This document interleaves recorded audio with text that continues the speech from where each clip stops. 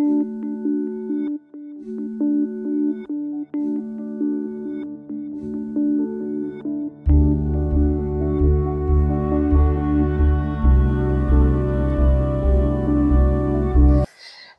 everyone, Dr. Fakir, gynecologist. Pregnancy unwanted pregnancy को लेके एक वीडियो मैंने बनाया था, पर शायद लोगों ने इसे नहीं देखा। इंसिडेंसेस अभी भी वैसे ही हैं जहां तक लगता है मुझे। डॉक्टर जिस पीरियड तो ओवर ही हुआ है, आप प्लीज आप दवा दे दीजिए, क्या प्रॉब्लम है? डियर ऐसा डॉक्टर, जब हमें अबॉर्शन की दवा देनी होती है तो उसमें बहुत सारी बातें सोचनी होती हैं जो आपके दिमाग में नहीं चलती है। सबसे ज्यादा इम्पोर्टेंट चीज की प्रेगनेंसी सही जगह पे है कि नहीं। Early stage of pregnancy generally आपको ट्रांसवजाइनल सोनोग्राफी से पता चलती है। 4 वीक प्लस की प्रेगनेंसी इतनी जल्दी समझ में भी नहीं आती है। तो ट्यूब की प्रेगनेंसी है कि नहीं। वी हैड फ्यू केसेस जिसमें कि अबॉर्शन की दवा लोगों ने खाई है। It come out to be a tubal ectopic, यानी कि ट्यूब की एक्टोपिक। 100 में शायद 2 या 3 के केसेस होते हैं, लेकिन वो होते हैं और काफी रिस्की होते हैं।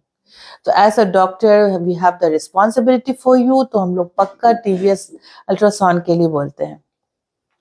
लेकिन परेशानी यह है कि क्यों आपको अबॉर्शन कराना पड़े अगर आपने प्रिकॉशन लिया तो। प्रिकॉशन की अगर इंफॉर्मेशन नहीं है, कंट्रासेप्शन की अगर इंफॉर्मेशन नहीं है, तो प्लीज आप हमारी वीडियोस को देखिए। कुछ ऐसा मत कीजिए जिसकी वजह से आपको लाइफ को रिस्क हो जाए। अबॉर्शन की दवाएं इतनी आसान नहीं होती है, ब्लीडिंग बहुत ज्यादा होता है, पेन बहुत ज्यादा होता है। कभी कभी चीजें रह जाती हैं प्रेगनेंसी और उसको हम लोगों को वॉश भी करना पड़ता है।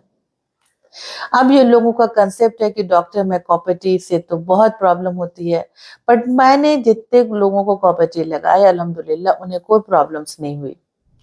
उसका रीजन हो सकता है कि मेरी एकदम स्ट्रिक्ट गाइडलाइंस रहती है कि आपको वजाना डिस्चार्ज होने से या तो लोअर पेल्विक पेन यानी कि पेट में दर्द होने से तुरंत डॉक्टर के पास आनी है।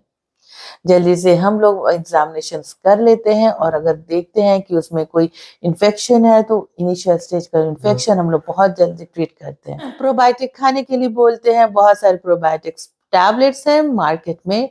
हेल्दी लाइफस्टाइल यानी कि पेरिनियल हाइजीन, मेंस्ट्रुअल हाइजीन, उसके बारे में भी बताते हैं।